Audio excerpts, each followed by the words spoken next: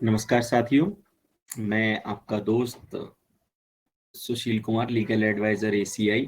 आप सभी का बहुत बहुत स्वागत करता हूं एसीआई के इस वेबिनार में। जैसा कि आप सभी जानते हैं, आज हमारा दूसरा दिन है domestic violence against the women in India के लिए। तो ये जो हम चर्चा कर रहे हैं वो ये है कि डोमेस्टिक वायलेंस क्या है, किस प्रकार के अत्याचारों को डोमेस्टिक वायलेंस के अत्याचारों में रखा जाता है या फिर ऑफेंसेस को डोमेस्टिक वायलेंस के ऑफेंस कहा जाता है, और एक डोमेस्टिक वायलेंस के ऑफेंस होने के लिए क्या क्या जरूरी है। तो जैसा कि हमने कल भी चर्चा किया कि डोमेस्टिक वायलेंस के होने के लिए सबसे पहले तो महिला को एक ही घर के अंदर रहना बहुत जरूरी है, तभी उसे डोमेस्टिक वायलेंस की कैटेगरी में लेके आया जाएगा। उसके बाद हमने यह भी डिस्कस किया कि ऐसा नहीं है कि वो महिला सिर्फ शादीशुदा ही होनी चाहिए, अगर कोई लिव इन रिलेशन में भी रह रही है तो उसको भी डोमेस्टिक वायलेंस की कैटेगरी में रखा जाता है। ये हमारी कलकत्ता हाई कोर्ट की एक जजमेंट कहती है, श्रीमती हरिमंतिमल versus state of West Bengal की ये जजमेंट है 9 जुलाई 2019 की। इस जजमेंट के अकॉर्डिंग कि एवरी वुमेन अगर वो रिलेशनशिप में है, लिव इन में, तो उसको भी दर्जा मिलेगा। और हमने कल ये भी चर्चा की कि डोमेस्टिक वायलेंस एक्ट को बनाने की जरूरत क्यों पड़ी। देखिए, जो रीजन था डोमेस्टिक वायलेंस एक्ट को बनाने का वो बहुत स्पेसिफिक था कि महिलाओं के ऊपर जो भी अत्याचार हो रहे हैं उनको कैसे कंट्रोल किया जा सके, उनको कैसे कम किया जा सके, क्योंकि जब तक कम या उनको कंट्रोल नहीं किया जाएगा तब तक महिलाएं हमारी सुरक्षित नहीं रहेंगी। और जैसा कि आप जानते हैं, कैंपेन भी चलाया जा रहा है हिंदुस्तान में बेटी बचाओ बेटी पढ़ाओ का, तो ये सब रिलेटेड हैं बेसिकली महिलाओं से लेकर। लेकिन जो डोमेस्टिक वायलेंस एक्ट जो बनाया गया वो उसके पीछे रीजन यही था कि महिलाओं को ज्यादा से ज्यादा सुरक्षा कैसे प्रदान की जाए एक ऐसे समाज में जो कि पुरुष प्रधान समाज है, या फिर ऐसे समाज में जहां पर हम ये कहेंगे के अत्याचार बहुत ज्यादा होते हैं। और चूंकि डोमेस्टिक वायलेंस जो है ये एक ऐसा ऑफेंस है कि इस ऑफेंस के अंतर्गत एविडेंस जुटाना बहुत मुश्किल है। चूंकि ये चार दीवारी के अंदर के ऑफेंस होते हैं और अधिकतर जिस तरीके का हमारा लॉ है या फिर जिस तरीके के हमारे कानून हैं, जो माइंड सेट है हमारी जुडिशरी का उसके अकॉर्डिंग, या फिर पुलिस मशीनरी का, तो वहां पर ये भी देखा जाता है कि ऐसा नहीं है कि हाँ जी किसी भी छोटा मोटा झगड़ा हो गया और उनके पीछे उनका तलाक हो जाए या फिर बहुत बड़े इश्यूज क्रिएट हो जाए, मैटर्स कोर्ट में आ जाए, डायरेक्ट पेंडेंसी बढ़ने लग जाए, लिटिगेशन बहुत बढ़ जाए। तो मतलब कि छोटे छोटे इसको ना काफी तरीकों में डिवाइड कर दिया गया ताकि कोर्ट तक जब ये मैटर आए तब तक एक्चुअल में मैटर चलने लायक हो, या फिर उनकी काउंसलिंग वगैरह की जा चुकी हो। कहीं ऐसा ना हो कि अननेसेसरी का कोर्ट का टाइम खराब हो डोमेस्टिक वायलेंस के अंदर अगर केस फाइल होते हैं और आने वाले टाइम पे फिर मैटर्स या तो विड्रॉ हो या फिर उनके ऊपर कन्विक्शन ना हो या कन्विक्शन रेट बहुत कम हो। तो इन सब चीजों को देखते हुए बहुत सारे मैकेनिज्म जैसे कि मीडिएशन सेंटर या CAW सेल बनाया गया, जहाँ पे मीडिएशन काउंसलिंग कराई जाती है। जब काउंसलिंग फेल हो जाती है then there after they move the complaint to register the FIR। तो बहुत सारी चीजें तो इस पॉलिसी को लेके कि अब लेकिन हमें इसके साथ साथ महिलाओं को सशक्त करना भी बहुत जरूरी है, उन अत्याचारों से बचाना भी बहुत जरूरी है। ये पार्लियामेंट का मानना था जो हम डिस्कशन कर रहे हैं, जो हमारे देश की पार्लियामेंट जुडिशरी का मानना था कि तो इसलिए इस एक्ट को बनाया गया। अच्छा, इस एक्ट के अंदर चार प्रकार के ऑफेंसेस को रखा गया। या तो कोई फिजिकल असॉल्ट होता है, सेक्सुअल असॉल्ट होता है, वर्बल असॉल्ट होता है, असॉल्ट इन द सेंस जैसे गाली वाली दी जाती है, या फिर कोई इकोनॉमिक असॉल्ट होता है। इसीलिए यही एक वजह है कि डोमेस्टिक वायलेंस एक्ट के अंदर मेंटेनेंस को या फिर मॉनिटरी रिलीफ को भी कवर किया गया है। वो इकोनॉमिक ऑफेंस को लेकर है। यदि कोई व्यक्ति अपनी महिला को, अपनी महिला साथी को या वाइफ को घर खर्च का खर्चा नहीं देता है तो उसको भी यहाँ पर कवर किया गया है। तो बेसिकली जब डोमेस्टिक वायलेंस एक्ट आया तो एक महिला के पास तीन तरीके के अधिकार हो गए जनरली मेंटेनेंस मांगने के, एक तो जो सीआरपीसी में स्पेसिफिकली दिया हुआ है आप जानते हैं 125 में, उसके बाद हमारे डाइवोर्स एक्ट के अंदर भी है, हिंदू मैरिज एक्ट में भी है, और अगर हम यहाँ आ जाते तो डोमेस्टिक वायलेंस एक्ट के अंदर भी स्पेसिफिक सेक्शन है मॉनिटरी रिलीफ का। तो ये सब चीजों को देखते हुए कि महिलाओं को कैसे जल्दी से जल्दी न्याय दिया जा सके और उन पे होने वाले अत्याचारों को खत्म किया जा सके या कम किया जा सके, ये हमारी जुडिशरी का हमेशा से प्रावधान रहा है और पार्लियामेंट का भी रहा। अब हम जो डिस्कशन कर रहे थे वो बेसिकली आगे ये है कि डोमेस्टिक वायलेंस की कंप्लेंट कैसे फाइल की जा सकती है और कौन फाइल कर सकता है। देखिए, पहले हम ये डिस्कस कर लेते कि कौन फाइल कर सकता है। देखिए, या तो वो महिला जिसके साथ अत्याचार हुआ है, जिसे हम एग्रीव्ड की डेफिनेशन देंगे, तो एक एग्रीव्ड महिला भी कर सकती है। अब यदि ऐसा है कि कहीं पर महिला के साथ अत्याचार किया जा रहा है लेकिन वो महिला इतनी सक्षम नहीं है, या फिर वो डरी हुई है, या फिर वो कई ऐसे रूरल एरियाज है जहां पर के वर्चस्व बहुत ज्यादा होता है समाज का, तो वहां पर एक एनजीओ के माध्यम से भी उस कंप्लेंट को फाइल किया जा सकता है, या फिर किसी थर्ड पर्सन के जो किस अत्याचार को या फिर वायलेंस को होते हुए देख रहा है, तो वो भी कंप्लेंट फाइल कर सकता है और उसके पर भी कोर्ट समान एक्शन लेगी, जैसे कि एग्री ये यदि फाइल किया है तो लिया जा सकता है। अच्छा, दूसरा जो ऑप्शन आता है वो पुलिस सॉरी, अभी हम ये कह रहे थे कि कौन फाइल कर सकता है, अब ये पॉइंट आता है कि कैसे फाइल की जा सकती है डोमेस्टिक वायलेंस के अंतर्गत कंप्लेंट या शिकायत या अर्जी जिसे हम कहें।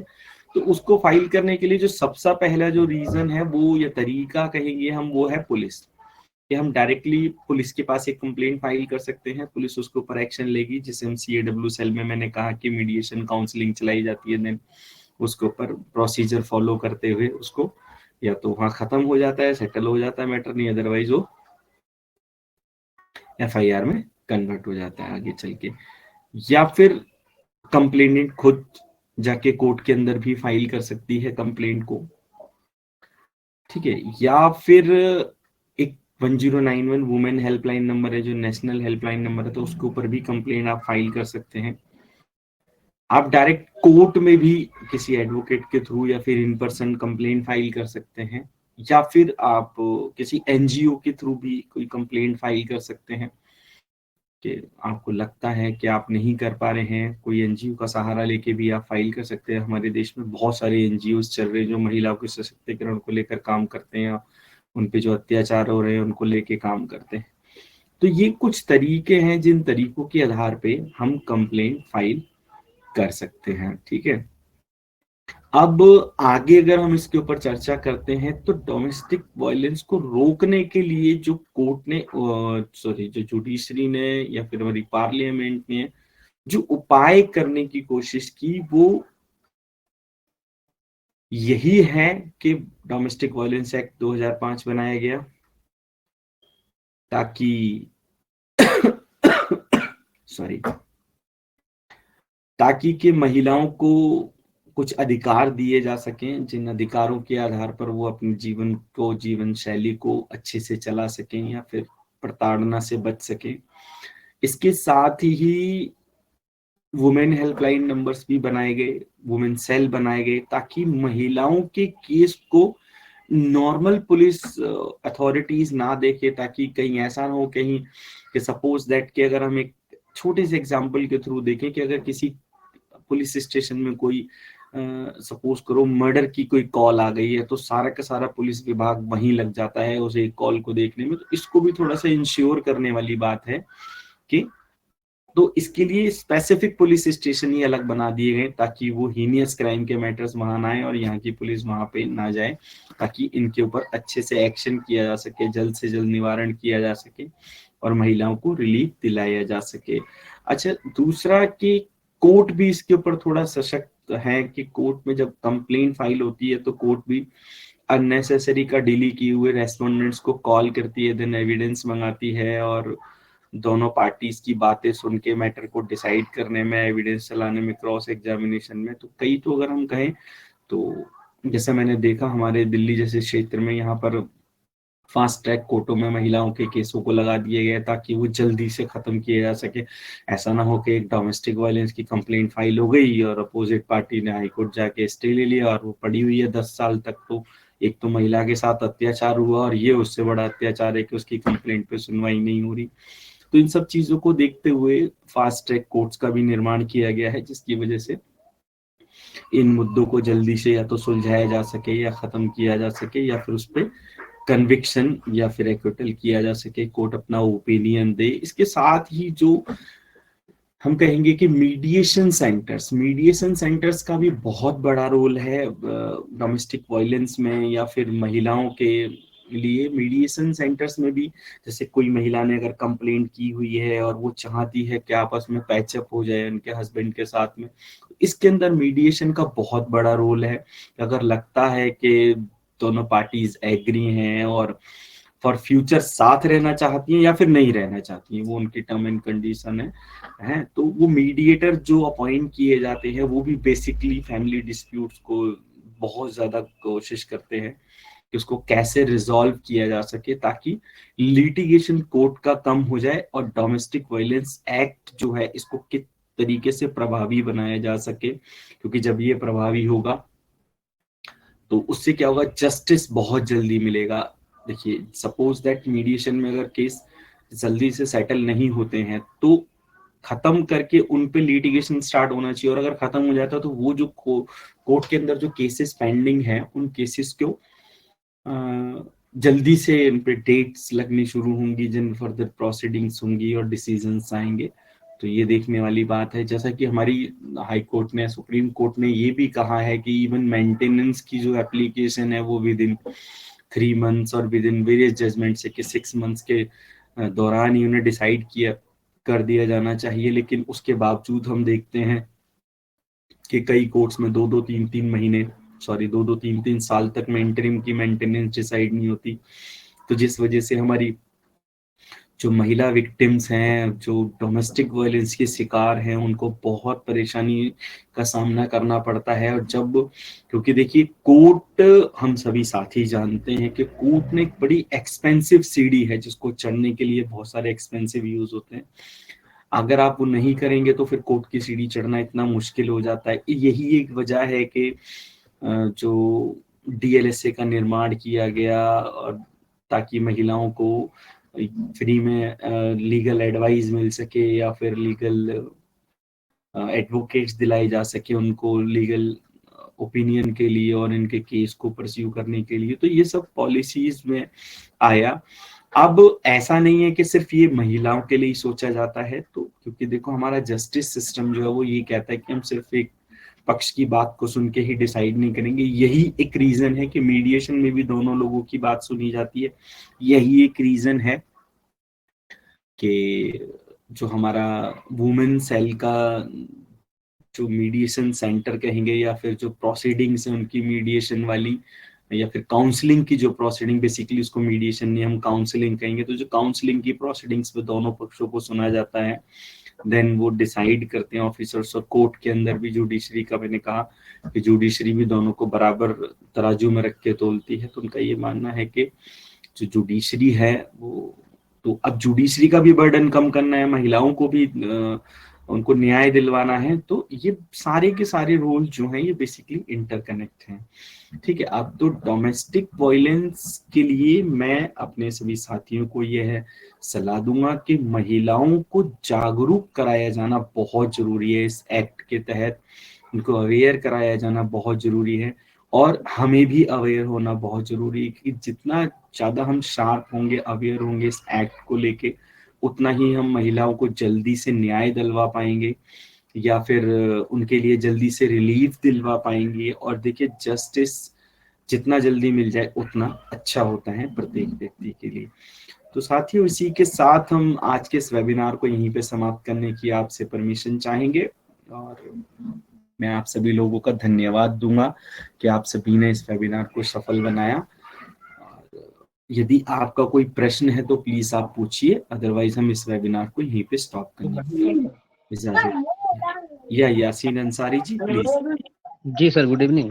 Very good evening. सर मैं ये पूछ रहा था, कल हमारी साथ बात हुई थी इसी रिगार्डिंग।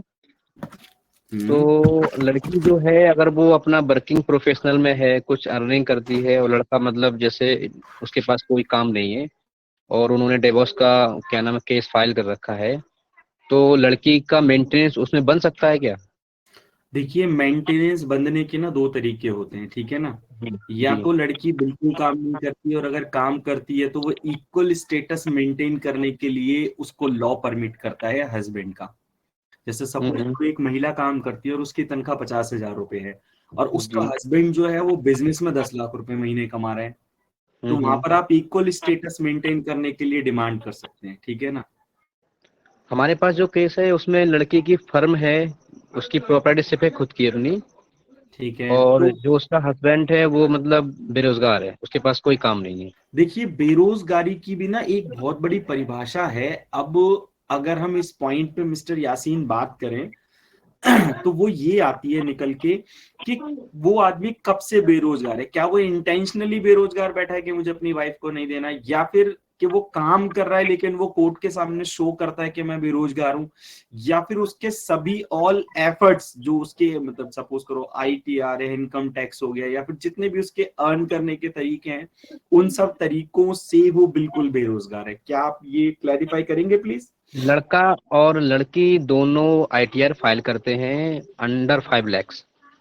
अंडर 5 lakhs और दोनों करते जी, हैं ना। तो दोनों करते हैं। और फिर वो जी सॉरी जी सर, सॉरी प्लीज बताएं। बताइए। मैंने रोक दिया, आपको बताएं। हाँ, तो उसमें क्या है कि लड़की की जो फर्म थी वो दोनों हस्बैंड वाइफ थे, और जब उनमें डिवोर्स हुआ तो लड़का और लड़की दोनों एक साथ काम करते थे, लेकिन वो फर्म जो रजिस्टर्ड थी वो लड़की के नाम में थी। लड़की के नाम थी। जी। अब वो लड़का तो बेरोजगार हो गया ना, जब डिवोर्स का उन्होंने अपना पिटिशन फाइल किया, सूट फाइल किया जो भी, हाँ और हाँ अब लड़का अलग हो गया। लड़की के हाँ। नाम में फर्म अभी भी है, वो अभी भी काम कर रही है उस पे। हाँ, तो फिर तो वो क्लेम नहीं कर सकती बेसिकली। अगर आप एक ही साथ में देखेंगे कि क्लेम कर रहे हैं, सॉरी, एक हम्म। ही साथ में अगर आप देखेंगे कि दोनों काम कर रहे थे, और अगर वो लड़का उस फर्म में काम नहीं कर रहा, तो फिर तो वो मेंटेनेबल नहीं है मेंटेनेंस के लिए, हम्म। लड़की उस पोजीशन में। और ITR के ऊपर भी आपने स्पेसिफिकली बोला, देखो ऑल सोर्स से इनकम जो है ना वो ज्यादा होनी चाहिए लड़की से, सिंपल सा लॉ लड़की। है। हाँ, ठीक है। अगर लड़की से इनकम हम लड़के की ज्यादा प्रूव करवा पाते हैं तो हम एंटाइटल, हम लड़की के लिए लड़के के लिए। लड़के के लिए हम लोग सर। ठीक है, तो लड़की ने उसने क्या डिमांड किया है उसके अंदर मेंटेनेंस। नहीं, अभी तो उनका मीडिएशन चल रहा है, और मीडिएशन में वो नहीं लड़की डिमांड करेंगे, नहीं करी। डेफिनेटली डिमांड नहीं करेंगे वो, क्योंकि उन्हें पता है उसके ऊपर ना उनको जो डिसीजन है उनके अगेंस्ट आएगा। हाँ। और लड़की ने क्या किया है, 498 के साथ में 313 लगा दिए। मैं ये जानना चाहता हूँ कि 313 के अगेंस्ट में पुलिस जो है फैमिली के, हमारा जो जो बिल्कुल लड़की की अरेस्ट कर साइड है। सकती है, लड़के को अरेस्ट कर सकती है तीन नहीं, सौ लड़के को तेरह नहीं, लड़के की फैमिली को। नहीं, उनको क्यों कर। अब देखो वकील साहब, आप भी अच्छे से जानते हैं कि अब ये जो पोजीशन आपने डिस्कस की है ना, इसके लिए ना हमको कंटेंट्स पढ़ने पड़ेंगे कंप्लेंट या FIR के, हम्म। कि क्या वो 313 से रिलेटेड जो ऑफेंस हुआ है वो किस किस के ऊपर एलिगेशन है स्पेसिफिकली। समझ रहे हैं आप अच्छा। मेरी बात। जी जी, मैं समझ रहा हूँ। हाँ, जैसे सपोज करो, देखो अगर एक किसी ने रेप लगाया, और अगर रेप में ये कहा कि मेरे साथ गैंग रेप हुआ है 5 लोगों ने किया, तो मतलब पांचों इक्वल लेवल उसके अंदर रेस्पॉन्सिबल हो गए, ठीक है ना। तो हम्म। वो जो 313 के ऊपर लड़की ने क्या कहा, लड़के ने कराया ऐसा, या फिर मैंने किया है, लड़के ने दवाई खिला दी, या फिर लड़के ने अपनी सास को बोला, सास दवाई खरीद के लेके आई, देन उसको लड़के ने, और एक कॉन्स्पिरेसी के तहत मेरे हस्बैंड ने मेरे हाथ पकड़े, मेरे ससुर ने मेरी दवाई मुंह में डाली, मेरी सास ने पैर पकड़े, समझ रहे हो ना। तो वो एक्चुअली मैं ऑफ। थोड़ी सी बात ही कहना चाहूंगा कि उन लोगों की जो शादी हुई थी वो एज ए एक ट्रेजेडी हुई उन लोगों के बीच में, वो लोग साथ में काम करते थे। सर वो तो और अब इशू उनके, नहीं रहा ना। हाँ, तो वो इस लड़की ने अपना समझौतानामा दे दिया। अब लड़की ने उसी केस को, उसने पहले जब शादी की थी तो ये कहा था कि इन्होंने मेरी प्रेगनेंसी खत्म की है, मेरा अबॉर्शन कराया है।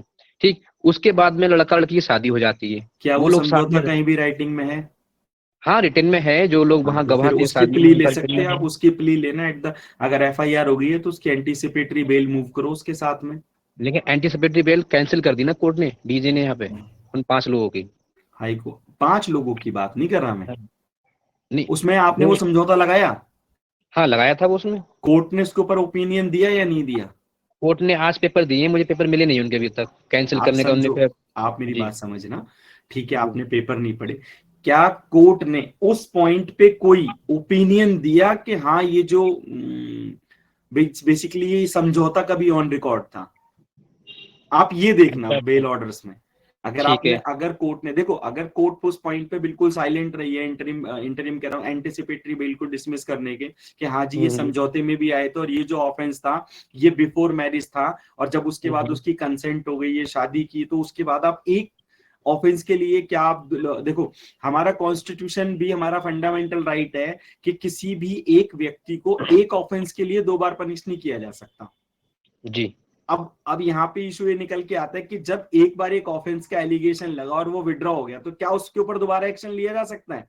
नहीं हो सकता ऐसा। ठीक है, लेकिन वहां पर सीआरपीसी हमारी स्पेसिफिकली ये भी कहती है कि अगर 10 साल 7 साल से ऊपर का कोई ऐसा ऑफेंस है जिसके अंदर पनिशमेंट 7 साल से ऊपर की है, हम्म ठीक है ना, तो उसके अंदर कोर्ट कभी भी कॉग्निजेंस ले सकती है, चाहे वो 40 हम्म साल के बाद ही क्यों ना हो।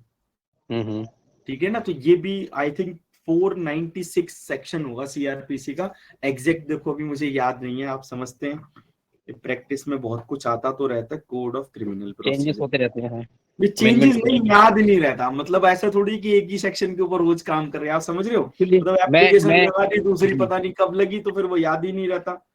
मैं इससे पहले टैक्सेशन में था, तो मैंने जब टैक्सेशन छोड़ के भी इस फील्ड में मेरी स्टार्टिंग है भी, अरे टैक्सेशन क्रिमिनल तो फील्ड में बहुत बढ़िया स्टार्टिंग है जगह मेरी। थी, बहुत बढ़िया लेकिन जगह सर, थी जनता टैक्सेशन, आप इतनी कहाँ गए? जनता सर इतनी परेशान है, लोगों पे गलत एलिगेशन, लोगों को फंसना, और अधिकतर लड़कियां अपने 498 का मिसयूज कर रही हैं हस्बैंड के साथ में। तभी तो जजमेंट आया अवनीश कुमार का, हाँ भैया हाँ, जिस मैंने दिन पढ़ा है। लड़की कंप्लेंट करने चली जाती थी उस दिन पूरा घर ताला मार के बाहर हो गया एक बंदा अमेरिका में, वो भी 498 एम है, उस पर भी एलिगेशन लग गए, हाँ, वो यूरोप बड़ी में है वो। दिक्कत होती थी, तो ये सब चीजें आई निकल के 468। तो अभी मैं सर से भी ये जानना चाहता हूँ कि जो एलिगेशन उसने अबॉर्शन का लगाया था शादी करने से पहले, शादी हुई, उसने समझौतानामा दिया, पुलिस को भी दिया, और समझौते एक में वकील क्या के, लिखा सर, समझौते में क्या लिखा? उन्होंने ये लिखा था कि मैंने जितने एलिगेशन लगाए हैं वो सारे वाद विवाद हम खत्म कर रहे हैं, हम दोनों की शादी हो गई है, और हमारा आज के बाद कोई विवाद नहीं है इन लोगों से। ये सब लिख के उन्होंने दे दिया, और उसमें 2-4 लोगों के साइन, जो भी अंगूठा वगैरह होते हैं, वो लगा लिए हम लोगों ने नहीं उसमें लगवा सुनना के। वकील साहब, ये ना ये जी, बड़ी प्रॉब्लम होती है कि जब जब ये समझौते के अंदर क्या क्या कोई वकील साहब भी इंक्लूड थे या नहीं थे? वो वकील साहब थे, नॉर्मली आए थे वो शादी में, तो उन्होंने अपने हाथ से रिटर्न लिख दिया वो बैठ के। शादी में नहीं, ये ना बड़ी प्रॉब्लम्स हो जाती हैं, देखो आने वाले टाइम पे कि अगर उस समझौते नामे में ये लिखा गया होता ना कि मैंने जो अपनी कंप्लेन में कहा वो किसी डर में, दबाव में या किसी के कहने से कह दिया, ऐसा मेरे साथ कुछ नहीं हुआ था, तो वो इशू बड़ा अलग हो जाता। अब राइट नाउ हम्म के जी हमारे बीच में कोई विवाद नहीं है अभी, तो इट मीन्स हम्म, तो वो मुकदमा तो जिंदा रहा ना उस टाइम, जी वो ऑफेंस तो जिंदा रहा, और मैंने अभी आपको क्या कहा कि जो ये जो सजा है इसके अंदर लाइफ टाइम है, आई थिंक 313 में लाइफ हाँ, 10 इम्प्रिजनमेंट साल है से प्लस में है, एबव है, या फिर लाइफ टाइम है इसमें। है ना, मिनिमम पनिशमेंट 10 ईयर्स है ना, हाँ, 10 ईयर से, हाँ। तो इसके अंदर तो कोर्ट कभी भी कॉग्निजेंस ले सकती है। लेकिन वो प्रूफ तो करेगी इस चीज के लिए कि लड़के ने कहीं सर अपनी प्रूफ, कंसेंट दी है देखो अबॉर्शन सर में। वकील साहब, अब अगर वकीलों वाली बात है ना, देखो यहाँ क्लाइंट वाली बात नहीं है, प्रूफ जी, क्या है? प्रूफ ये है कि उसने, अगर वुमेन्स अगेंस्ट क्राइम के अंदर लड़की ने जो बोल दिया सच है, ठीक है ना, हम्म, लेकिन अब प्रोसिक्यूशन के ऊपर बर्डन ऑफ प्रूफ नहीं रहता, as per Indian evidence act जो बर्डन ऑफ प्रूफ है वो एक्यूज के ऊपर आ जाता है कि मैंने ऐसा नहीं किया। जी अच्छा, रिगार्डिंग दैट उसको कोई ना कोई सफिशिएंट, देखो अगर इज्जत की बात है, जैसे मॉडेस्टी हो गई 354, या फिर 376 हो गई, या 377 जो अभी नहीं रही है, अगर इस तरीके के ऑफेंस होते हैं तो वहां पर जो लड़की कहती है ना वो बात बिल्कुल सच होती है। अब यहां पर जो कहा गया कि वो 313 वो एबॉर्शन से रिलेटेड है बेसिकली, है ना, हम्म, तो अब ये से सोचने वाली बात है कि अगर वो एबॉर्शन से रिलेटेड है तो फर्स्ट ऑफ ऑल तो क्या वो जो रिलेशन हुए थे उनके उस टाइम पे, वो जी, रिलेशन कैसे हुए? वो कंसेंट लोग, थी? जी, हाँ सर, शादी के लिए जब उन्होंने उसने ही दिया था कि मुझे शादी का झांसा दे के इन्होंने रिलेशन किए मेरे साथ, नहीं, तो जहां कंसेंट ही होगी नहीं उसकी। फिर तो कंसेंट नहीं हुई ना, ये बड़ा स्पेसिफिक लॉ है, ये गलत बात हो जाती है एक्चुअली। देखो ये इन्फ्लुएंस है, ये कंसेंट नहीं है, मैंने आपको प्रलोभन दिया कि मैं तेरे लिए ये करूंगा तो मेरे लिए ये कर, हम्म, तो वो कंसेंट नहीं हुई। देखो कंसेंट लेकिन के ऊपर भी बहुत जी, डेफिनेशन है कि किसी को दबाव में रख के, किसी को बहला के, किसी को फुसला के, या फिर किसी को फेक प्रॉमिस करके अगर आप कंसेंट लेते हो तो कंसेंट की कैटेगरी से बाहर है। तो उसमें तो मुझे लेकिन सर लगता है मेरी मोस्टली 76 भी इन्वोक हो जाएगी। मोस्टली लड़कियां यही एलिगेशंस लगाती हैं रिलेशन में रहने के बात बाद। मोस्टली की नहीं है, आप समझना। देखो इशू क्या है, हम अभी अगर ऑनलाइन बैठे हुए ना तो बहुत सारी बातें हैं। बात आपकी ठीक है, लेकिन लड़की ने सच्चा केस लगाया झूठा केस लगाया, ये तो कोर्ट डिसाइड करेगी ना। जी बिल्कुल। तो अब कोर्ट डिसाइड करेगी, इट मीन्स आपको ट्रायल लड़ना पड़ेगा। हाँ ट्रायल करना पड़ेगा। तो ट्रायल लड़ना बहुत बड़ी बात हो जाती है। उसका वो टाइमिंग नहीं होता है, फिर 2 साल लगे उसमें, 3 लगे, 1 लगे, 2 5 लगे, लगे। 3 लगे, 10 लगे, बिल्कुल। हम्म। ठीक है ना, तो ये देखने वाली बात है कि उसके अंदर क्या क्या सेक्शंस इन्वोक होंगे।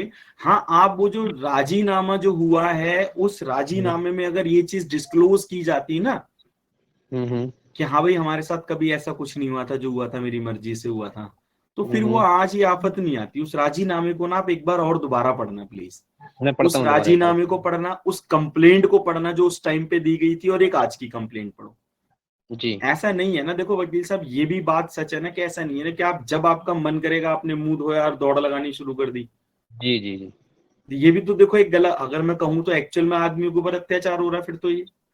फर्स्ट वाली जो कंप्लेंट थी ना सर, उसमें लड़की ने दिया है कि मुझे इन्होंने घर वालों ने बुला के और मुझे दवाई खिला दी। और सेकंड वाली जो एफआईआर हुई है उसमें ये दिया है कि मुझे जहरीला पदार्थ दिया गया जिसके द्वारा मेरा मतलब प्रेगनेंसी खत्म हो गई। 2 बातें कह दी उसने उसमें। नहीं, दवाई और जहरीला पदार्थ दोनों चीजें एक ही तो हो गई। नहीं, जो दवाई होती है प्रेगनेंसी खत्म करने की वो तो अलग हुई ना, स्लो पॉइजन थोड़ी होता है सर वो कोई। हाँ, ये बात तो सही है। इस ग्राउंड पे आप ना डायरेक्ट हाई कोर्ट अप्रोच करो, बेल हो जाएगी। अच्छा, मेरी कल बात हुई थी हाई कोर्ट, जो हमारे एक फ्रेंड है उनसे, तो बोले ये 482 में हम लोग जब जाएंगे जब हम चार्जशीट आपकी फाइल हो क्वैशिंग जाएगी। में क्यों जा रही हो? मैंने क्वैशिंग नहीं कहा, मैंने एंटीसिपेटरी बेल का भाई। हाँ एंटीसिपेटरी बेल में हम जा सकते हैं, हम स्टे हाँ ले तो सकते हैं वहां फोर, पे तो फिर। हाँ रेस्ट पे स्टे हो जाएगा। एंटीसिपेटरी बेल का मतलब ही ये है हम्म। I am ready to join the investigation. अगर को मेरी जरूरत है तो आइयो, मेरे को नोटिस देगा, देन मैं रेडी करूंगा इन्वेस्टिगेशन ज्वाइन करने के लिए। और जो ये जी। एज पर द, अब देखो प्राइमरी स्टेज है, इसमें कुछ इन्वेस्टिगेट तो हुआ नहीं। तो प्राइमरी हम्म। स्टेज पे आपको ये दोनों पॉइंट ऑफ व्यू रखने हैं साफ जज के सामने कि भाई देखिए, जो एक लड़की का दो टाइम पे दो वर्जन आते हैं, और अगर दो वर्जन आते हैं तो कोर्ट किसको रिलाई करेगी? किसी को भी रिलाई नहीं करेगी, क्योंकि ये बेनिफिट हो गया मेरे लिए। जी।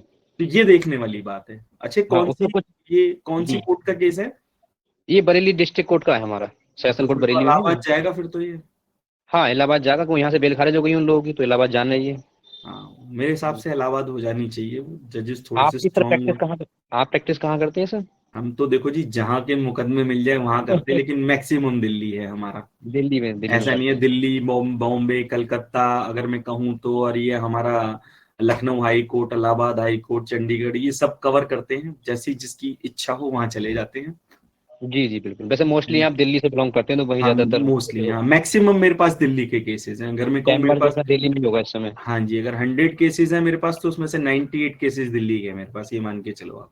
जी जी। ठीक है ना। ग्रुप में सर कोई नंबर, आपका नंबर है कोई ग्रुप में? उसमें वो नंबर किसका है, 51 लास्ट में है, जो 92 से नंबर एक शायद। वो हमारे हनुमत लोधी साहब का होगा। अगर आपको हाँ सर वैसे, से मेरी बात हुई थी। हाँ हाँ, अगर आपको पर्सनल उनसे नंबर चाहिए तो आप मांग सकते हो, अगर वो दे दे तो। मैं इस प्लेटफॉर्म पे नहीं दे सकता आपको नंबर, ठीक है। आप उनसे कह दीजिएगा एक बार ना, तो डिस्कस करने के लिए हमारे लिए थोड़ा सा बेटर रहेगा, इजी रहेगा थोड़ा सा। ठीक है, थैंक यू। ठीक ठीक, thank you sir, thank you lot. Welcome. तो साथियों, इसी के साथ ही हम आज अपने इस वेबिनार को यहीं पे समाप्त करने की आपसे परमिशन चाहेंगे। आप सभी का बहुत बहुत धन्यवाद। Good night. जय हिंद, जय भारत।